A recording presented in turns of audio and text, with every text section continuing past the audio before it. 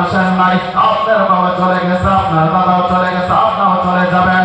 আল্লাহ রাব্বুল আলামিন কুরআন কারীমের ভিতরে তিনি বলে দিয়েছেন, বান্দারা আইনামা তাকুনু ইদরিকুমুল মাউত, বান্দা তুমি যদি উচ্চ ইমানতে পারো, তুমি যদি কাছের ঘর করে যদি পারো, ওই জায়গা থেকে তোমার মৃত্যুর আমি ধরব। ও বাবা, আপনি কি চিন্তা করছেন আপনি কি মরবেন না?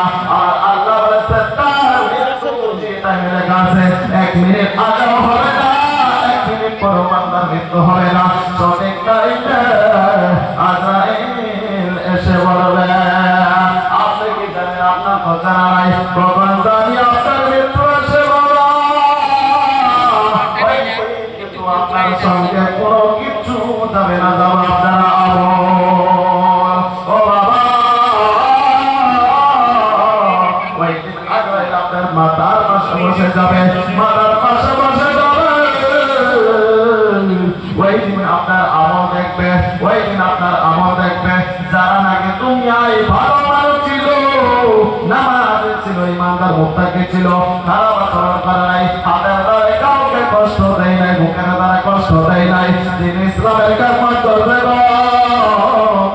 ওই বান্দার পাশে এমন একটা 25 বছরের যুবক দেখতে যত সুন্দর হয়, একটা এত সুন্দর যুবকের ভেসে আজি আজরাইল কোনো আর অন্য অনেকগুলো জিন ফেরেশতাদেরকে নিয়ে মাতার পাশে বসে যাবে। আর সে আদমের সাথে জান্নাতের কাপড়, জান্নাতের সুগন্ধি নিয়ে সে বসে যাবে বান্দার পাশে। বান্দারা দুনিয়ায় নামাজি ছিল, যারা নাকি মৃত্যুকে বেশি বেশি মনে করেছে, বেশি বেশি মনে করেছে, বাবা আমরা আজকে নিজের হাতে বাবাকে গোসল দিলাম, বাবাকে কবরে নামাইলাম, কিন্তু আমাদের মরণের কথা মনে আসে না। ওই দিন যাই মাদার হবে গো, যারা কি ভালো মানুষ হবে, জিবরাইল আজরাইল সমস্ত ফেরেশতাদেরকে বলবে একে সম্মানের সাথে দিতে হবে। ওই দিনটা কিন্তু আপনার আসবে, আমার বাবার মুক্তি সহ চলে যাব, কেউ বাঁচব না, আমার বাবাও চলে গেছে, আপনার বাবাও চলে যাবো। বাবা, ওই ইমানদার বান্দারা আমার আল্লাহ রাব্বুল আলামিন আজরাইলকে বলবে তার সাথে খারাপ আচরণ করিও না, তার সাথে খারাপ ব্যবহার করো না। সম্মানের সাথে বলবে তোমাকে আমার আল্লাহ রেখেছে, সম্মানের সাথে রুহটা এমন ভাবে বাইর হইবে, ময়দান থেকে যদি চুল উঠানো যায়, ময়দার ভিতরে কোনো দাগ থাকবে না। হাদিসের পরিভাষায় আসছে ওই ইমানদার বান্দা রহুটা এমন ভাবে চলে যাও, বান্দা ফের পাবে না, সুন্দর করে ঘুমায় যাবে। বলেন সুবহানাল্লাহ। ও মুসলমান, ওই ফেরেশতারা জান্নাতি কাপড় দিয়া সুগন্ধে তার রহটা নিয়ে যাবে। রহটা নিয়ে যাওয়ার পর প্রথম আসমানে জিজ্ঞাসা করবে কার রহ নিয়ে আসছো, এত বাসনা কেন, এত বাসনা কেন? ফেরেশতারা বলবো ওই যে কত আসমানে যে ফেরেশতারা যারা দরজার পাশে দাঁড়িয়ে আছে বাবা, তারা বলবে আমাকে সন্তান অমুক। ফেরেশতারা বলবে খুব ভালো মানুষ ছিল, তাকে নিয়ে যাও, তাকে নিয়ে যাও, তাকে আমার আল্লাহ সম্মানের সাথে আমার আল্লাহ এমনি রেখে দিবে। আর যারা নাকি মাথা লাগো, যারা নাকি মসজিদে আসে নাই, নামাজ পড়ে নাই, রোজার মাসে রোজা করে নাই, গুনাহগার গুনাহগার গুনাহগার, পাপ করেছে, পাপে পাপ পুরো করে না, মৃত্যুর কথা স্মরণ করে না। আপনার মৃত্যু যদি স্মরণ না আসে, আপনার কপাল খারাপ। বাবা, নবী সাল্লাল্লাহু আলাইহি ওয়াসাল্লাম সাহাবাকে বলেছে, সাহাবারা মৃত্যুর কথা বেশি বেশি স্মরণ করো। তোমার যদি মৃত্যুর কথায় যদি কান্দান আসে, কান্দার ভাব দেওয়া, তুমি চোখের পানি ফেলো। দুনিয়ায় যদি আগুন লাগে বাবা, ওই দুনিয়ার আগুন পানি দিয়ে নিবানো হয়। আমার নবী সাল্লাল্লাহু আলাইহি ওয়াসাল্লাম বলেছেন বাবা, জাহান্নামের আগুন যদি নিবাইতে চাও, আপনাকে দুনিয়াতে বেশি করে কান্দিতে হবে। আপনাদের চোখের পানি আসে না বাবা, জানেন কেন আসে না? আপনি চিন্তা করেন নাই আপনার বাবার কথা, আপনি চিন্তা করেন নাই আপনার দাদার কথা, আপনি চিন্তা করেন নাই কবরের কথা, আপনি চিন্তা করেন নাই ও ভয়ানক বউদের কথা। তার জন্যই বাবা চোখের পানিটা এত সহজে বাইরে না। যার ইমান যত বেশি তার চোখের পানিটা তো বেশি। দেখবেন যদি আপনার চোখের পানি আসে গো বাবা, আমার আল্লাহ ফেরেশতাদের কবরে ফেরেশতারা আমার বান্দা আমাকে দেখে নাই, আমার খবর দেখে নাই, জাহান্নাম জান্নাত দেখে নাই, কোনো কিছুই দেখে নাই। দেখো তো হাওয়া করে কাঁদবে, দেখ ফেরেশতারা কত হাওয়া কাঁদবে, বাবার কথা স্মরণ করে কাঁদবে, মার কথা স্মরণ করে কাঁদবে। তোমার কি স্মরণ হয় না ও বাবা? আপনার কি মতের কথা স্মরণ হয় না? বান্দাকে কাঁদবে তোমরা সাক্ষী হয়ে যাও, সাক্ষী হয়ে যাও। এই বান্দার চোখের পানি বলে বিফলে না। আর আল্লাহ বলবে ওই বান্দার চোখের পানিগুলো জমা করে রাখো। দেখো কত হাও হাও করে কাঁদবে ফেরেশতারা। দেখো তুমি আদম বানাইতে না করেছিলা বান্দা,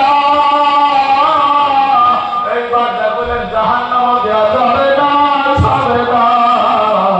আমার আল্লাহ ফেরেশতাদেরকে বলবো এই বান্দা গুলের খালাদালিশ করো। আর যাদের চোখের পানি নেই দুনিয়া কোনটা আপনার আপনার লিস্টে যদি গুনাহের খাতায় হয় বাবা, আপনি ভাবছেন আপনাকে বলে আল্লাহ জান্নাত দিব না, না জান্নাত তো ভয় না, জাহান্নাম তো ভয় না।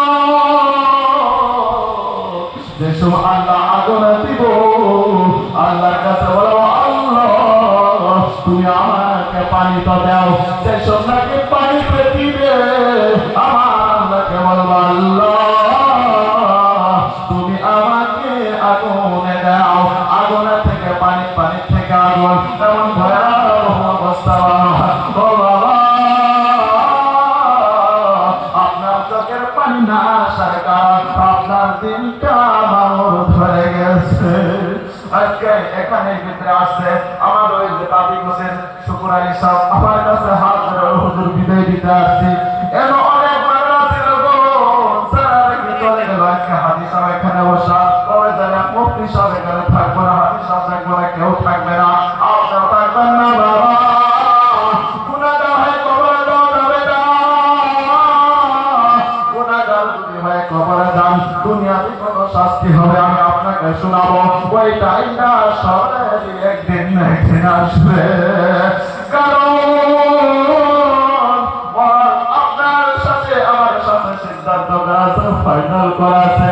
আপনি মরণের কথা স্মরণ করে একদিন চোখের পানি ফেলার নাই। ওই টাইম আপনাদের আমাদের মায়ার নবী মুহাম্মদ রাসূলুল্লাহ সাল্লাল্লাহু আলাইহি ওয়াসাল্লাম তিনি নাকি জমিনের বাদশা। আমার আল্লাহ বলবো হাবিব আপনাকে কাঁদিতে হবে না, যান যাকে চান তাকে আপনি জান্নাতে নিয়ে যান। যিনি নাকি একজন নবী তিনিও এই মরণের কথা 70 বার করে স্মরণ করেছে। ও বাবা যেসব নাকি নবী সাল্লাল্লাহু আলাইহি ওয়াসাল্লাম তিনাকে যেসব নাকি মৃত্যু বরণ করতে হলো আমার আল্লাহর ওয়াদা হয়ে গেল। ভাই যাও যদি নবী আসতে চায় তাহলে তাকে নিয়ে আসো। আমার হাবিব যদি বলে আমি দুনিয়া ছেড়ে চলে যাবো নিয়ে আসো। আদবের খিলা কথা বলিও না বাবা। নবীর কাছে আদরে আসে বাইরে থেকে সালাম দেয়, বাইরে থেকে সালাম দেয়, ঘরে প্রবেশ করে না, প্রবেশ করে না বাবা। আল্লাহ আমাদের বলে কে আপনি, কে আপনি? তিনি সালাম দেয় নবী বলে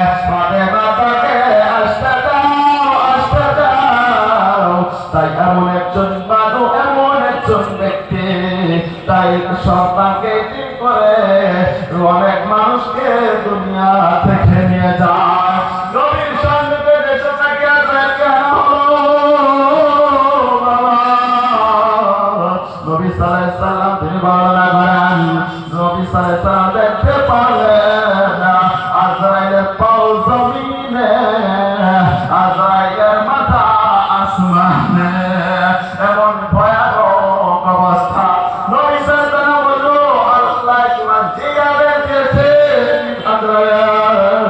তোমার কাম তুমি শুরু করে দাও।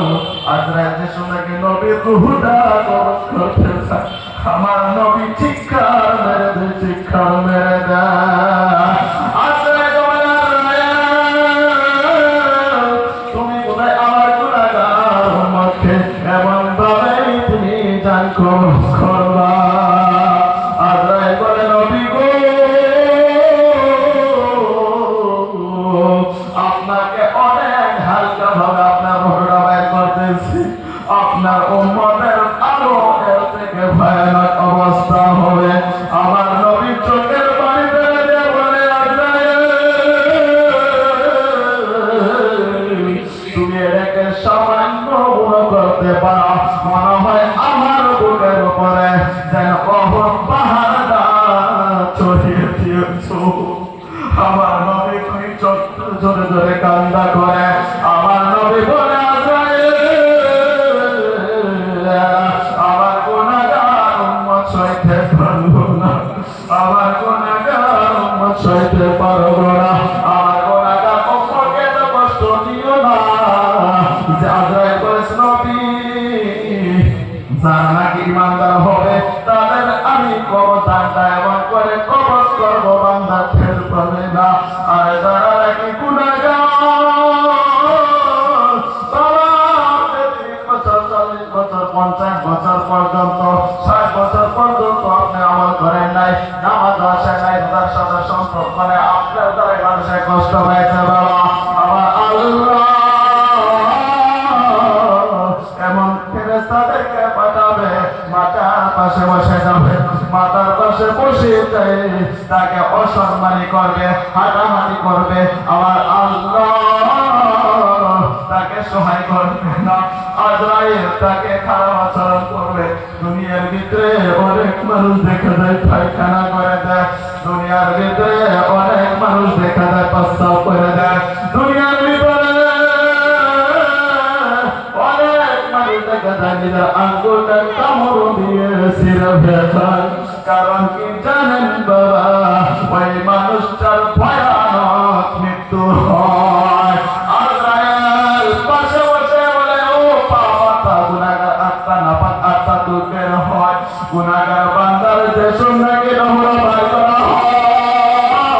হয়, বাবা ওই বাবার দ্বারা বাইর হইতেছে না, মাথা থেকে পায়ে ওই জায়গা থেকে পুরো শরীরে দৌড়াদৌড়ি করে। আমার আল্লাহ এত ক্ষমতা আজরাইলকে দিয়েছে, বান্দার ঠেঙ্গে দিকে ধরতে চায়, রুহটা ধরতে পারে না, মাথায় চলে আসে, সর্বনাশে এমন ভাবে বাইর করে। হাদিসের ভিতরে আছে বাবা, আপনি যদি গুনাহগার হন আপনার মৃত্যু কত ভয়ানক হবে। দুইটা কথা হাদিসের ভিতরে আছে, বড় গাছের উপরে যদি সুতার কাপড় দিয়ে যদি এইভাবে ওঠানো যায়, কাপড় যেমন ধরে উঠবে না, ওমন ভাবে ওই গুনাহগার বান্দার রহমটা এমন ভাবে বের হইতে চাবে না। তারপর খাপ্পা দিয়ে ধরে দিবে।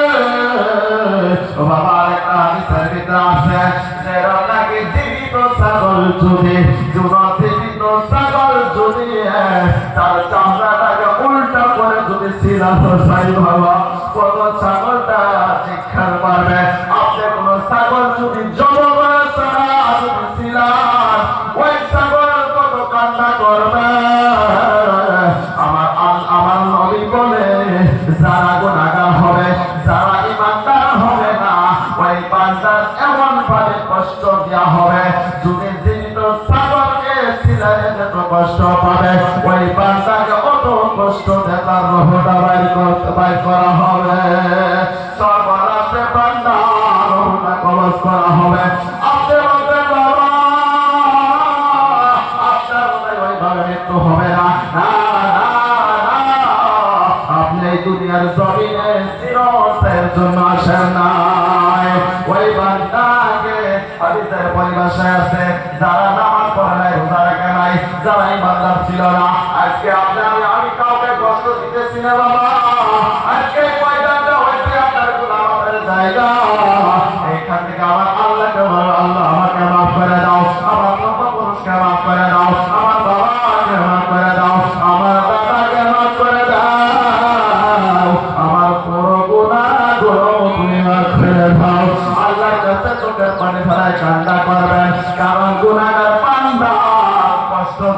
নাকি রোহটা বাইর করা হবে। হাদিসের পরিভাষা আছে সালার বস্তা নিয়ে যেমন ভাবে সালার বস্তার মতো তাকে ওই রোহটা আমার আল্লাহর কাছে নিয়ে যাবে। আমার আল্লাহ বলবে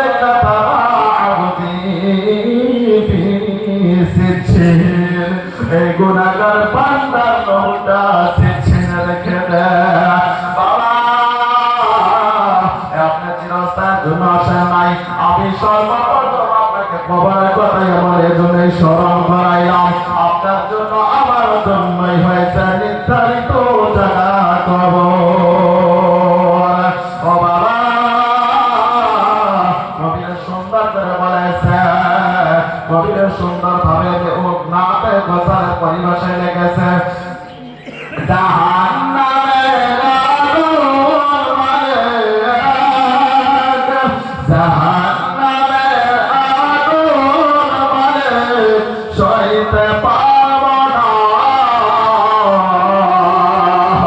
দুনিয়াতে নৌকা দেয়া আখিরে গাদায়ও না, দুনিয়াতে নৌকা দেয়া আখিরে গাদায়ও না। কবর বড় ভয়ানক জায়গা, বারবার কবর বলতে আমি হয়েছি মাটির ঘর, মাটির ঘর। আমি আপনাদেরকে কিছু সংখ্যক কবরের কথা আপনাদেরকে শোনাবো। নবী মুহাম্মদুর রাসূলুল্লাহ তিনি বর্ণনা করে সাহাবায়ে কেরাম কবরের বিষয় শোনাতো যে শুননাকে সাহাবায়ে কেরাম শিক্ষার বিষয় দিয়ে তো বাবা। ও বাবা আমি আপনাকে কবরের কিছু কথা শোনাবো। বান্দা কবর বলো বান্দা আমি হইছি মাটির ঘর। যদি গুনাহগার বান্দা যে শুনছে কি কবরে রাখা হবে, ওই কবর তাকে সর্বপ্রথম যে শাস্তিটা দিবে যারা নাকি গুনাহগার বাবা, ওই বান্দাগুলোকে ওই মাটির ঘর। হাদিসের পরিভাষায় আছে এমন দিকে চাপ ওই হাড়গুলো ভেঙে যাবে, আরেকদিকে চাপ দিলে কবরটা এমন পাপ করে চাপ দিল বান্দার হাড়গুলো ভেঙে চুরমার হয়ে যাবে। ও বাবা আপনার চিরস্থায়ীর জন্য আসেন নাই, এই দুনিয়াটা আমার আল্লাহ আপনাকে দিয়েছে কিসের জন্য দিয়েছে? আপনার যৌবনকালটা বেকার করিয়েন না। নবী বলে তাওবা শাকুন নাশাতি ইবাদাতিল্লাহ। আমার নবী বলেছে ও দুনিয়ার যুবক, যৌবনকালের ইবাদত আমার আল্লাহ সবচেয়ে বেশি ভালোবাসে, আর আমরা তার উল্টোটা বুঝি। যৌবনকালের ইবাদত না করে বলে বুড়া হয়ে করব। বাবা দাদা সাত শ্রেণীর মানুষকে আমার আল্লাহ কিয়ামতের দিন আরশের নিচে জায়গা দিবে। ওর ভিতরে এক শ্রেণীর মানুষ যারা নাকি যৌবনকালে বেশি বেশি ইবাদত করছে, আমার আল্লাহ ওই শ্রেণীর মানুষকে আরশের নিচে জায়গা দিবে। আরেক শ্রেণীর মানুষ হয়েছে যারা নাকি ঠান্ডার দিনে ওযু করে নামাজ পড়েছে।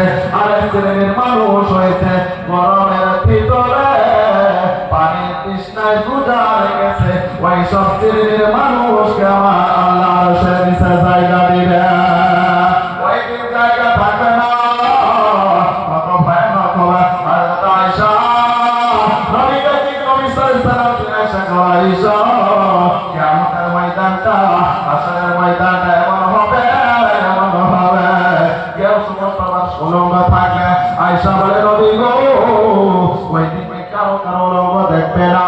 নবী বলে আয়েশা এমন পরিস্থিতি হয়ে যাবে একজন আরেকজন তাকানোর সময় থাকবে না। ও বাবা ছেলে বাবার কাছে যাবে, আপনি আমার বাবা আমার ছেলে ছিল নাফসি নাফসি পর্যন্ত হয়ে যাবে। নবীরা পর্যন্ত পেরেশান। আপনাদের আমাদের মায়ার নবী রাহমাতুল লিল আলামিন এক জায়গায় সিজদায় পড়ে যাবে। আমার আল্লাহ বলবে আপনার স্যার মোবারক উঠায় নেন, উঠায় নেন, আপনাকে আরেকটা দিতে হবে না। আপনি যাকে চান তাকে জান্নাত ধরিয়ে যান। বাবা আপনাকে বলতে চাইছি ওই কত ভয়ানক হবে। এই যে আজকে আমরা মাটি দেখতে পাচ্ছি মাটি তামা হয়ে যাবে। বাবা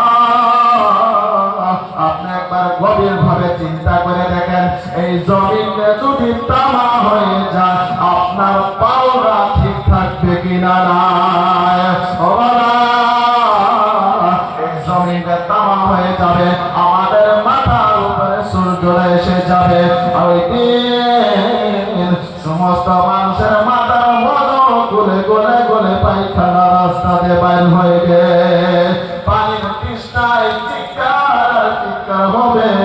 ওই দিন কারো সহায়কারী থাকবে না, কেউ কারো সহায়কারী থাকবে না। ওই দিন আমার আল্লাহ শাস্ত্রের মানুষকে ডেকে বলবে, আমার আরশের নিচে আসো, আমার আরশের নিচে আসো। ওর ভিতরে ঠান্ডা দিনে যারা আগে ওযু দিয়ে নামাজ পড়েছিল, যারা নাকি গরমের ভিতরে রোজা রেখেছিল, যারা নাকি ভিতরে যৌবনকালে ইবাদত করেছিল, আমি আপনাকে শোনাবো নবী সাল্লাল্লাহু আলাইহি ওয়াসাল্লাম এই দিন ইসলামের জন্য কত কষ্ট হয়েছে। আজকে মুসলমান আছি নামের কামের না।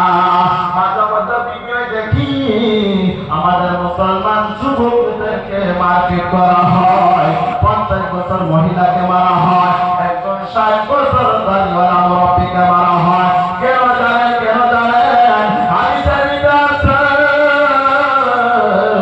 দেখো নাকি আমার আল্লাহ দুনিয়ার জমিনে তখন গজব দান করে, তখন গজব দেয়, যেসব মানুষ বেশিরভাগ কুকর্মায় লিপ্ত হয়ে যায়। আমি আপনাকে বলবো, আমার আল্লাহ ওইসব মানুষকে দুনিয়া কি ধরনের শাস্তি দেয়, হাকিম বাদশা এবং জালিম বাদশা দিয়ে মানুষকে কষ্ট দেয়। আমি আপনাকে শোনাবো, হাদিসের ভিতরে আছে, মুসলমান যদি সঠিক মুসলমান হয়, আমার আল্লাহ স্বয়ং তাদেরকে সহায় করে। আপনি নামাজ পড়লে আপনার রিজিকের ভিতরে বরকত হবে, আপনি নামাজ পড়লে আপনার চেহারা নুরানি হবে, এই সমস্ত ফরমান পাওয়া যাবে। আপনারা কোনদিন শুনেছেন কি ইমাম সাহেব না খাইয়াছে, অথচ তার দরমাহা হয়েছে 7 থেকে 9,000 টাকা, কিন্তু ইমাম সাহেবের কাপড় থাকে পেরেস করা, ইমাম সাহেবের চেহারাও থাকে নূরের মতো। কারণ কি আমার নবী বলেছে, যারা নাকি দ্বীনের সাথে জড়িত তাদেরকে আমার আল্লাহ নিজে সহায় করে। সুবহানাল্লাহ। আমি আপনাকে একটা জঙ্গে বদরের ঘটনা শোনাবো। কারণ রমজান মাস, এই রমজান মাসে কি হয়েছিল শোনার দরকার আছে। এই জঙ্গে 2 হিজরিতে যেহেতু নাকি ইসলামটা আমাদের কাছে আমরা তো সহজে পেয়েছি, আমাদেরকে কষ্ট করতে হয় নাই বাবা, আমাদের কোনো কষ্ট করতে হয় নাই। জঙ্গে বদর 2 হিজরিতে 17 রমজানে সাহাবায়ে কেরাম গলা কাটাইছে। কেন গলা কাটাইলেন? আবু জাহেল কুতুবা সাইবা তারাও কিন্তু কাবা ঘরকে তাওয়াফ করত, তারাও কিন্তু আমার আল্লাহকে আল্লাহ মেনে নিত। যারা হজ করতে গেছে, আবু জাহেলের এমন ঘর ভেঙে চুরে ছুটতে পেরেছি, পায়খানার জায়গা বানাইছে। কারণ আমার নবী মুহাম্মদুর রাসূলুল্লাহকে কষ্ট দিয়েছে, তাও কিন্তু আল্লাহকে সাজদা করত, তাও কিন্তু ওই কাবাকে তাওয়াফ করত, কিন্তু তারা কোনো গাছ পূজা, মূর্তি পূজা, মানুষ পূজা করা ছাড়ত না। নবী এই সবের জন্যই করত যুদ্ধ। আর মুসলমানরা বলে এই লিঙ্গ ভেদের খবর মানুষ জানে না। না বাবা না, জঙ্গের পরের যে হয়েছিল মানুষ চেষ্টা গাছের তার জন্যই হয়েছিল। জঙ্গা বড় ওই জায়গা আমাদের 1000 সৈনিক এসে গেছে। আর বাবা মুসলমানের পক্ষ থেকে 313 জন মানুষ ছিল, ওর ভিতরে 2 জন 12 বছর এবং 13 বছরের সন্তান ছিল। যুদ্ধ কম হয়ে গেল, নবীর দরবারে এসে 2 জন যুবক ছোট ছোট 12-13 বছর বয়স হাতের পরিভাষায় আসছে, বলে নবী গো, শুনতে পারলাম জঙ্গের যুদ্ধ নাকি কম হয়ে গেছে, নবী আমিও যুদ্ধেই যাব। আমার নবী বলে, ও বাচ্চারা তোমরা তো অনেক ছোট, বলে আমরা ছোট, আমাদের ইমানের পাওয়ার বেশি। ও বাবা 313 জন আর কোন 1000 মুসলমানের কাছে কোনো অস্ত্র নাই, ভালো ঘোড়া নাই, ভালো হাতিয়ার নাই, 1000 তারা লোক খাইয়ে দেয়, ভালোভাবে আসছে। সাহাবায়ে কেরাম রোজা রাখছে, এইরকম গরমের ভিতরে মরুভূমি জায়গাওয়ালা, তাদের পেটে খানা নাই, তাদের পেটে খানা নাই, বিদায় আতঙ্ক, তারা তো রোজাও রেখেছিল। ওই টাইমের ভিতরে তাদের কাছে অস্ত্র নাই, 313 জন আর 1000 এমন ভাবে যুদ্ধ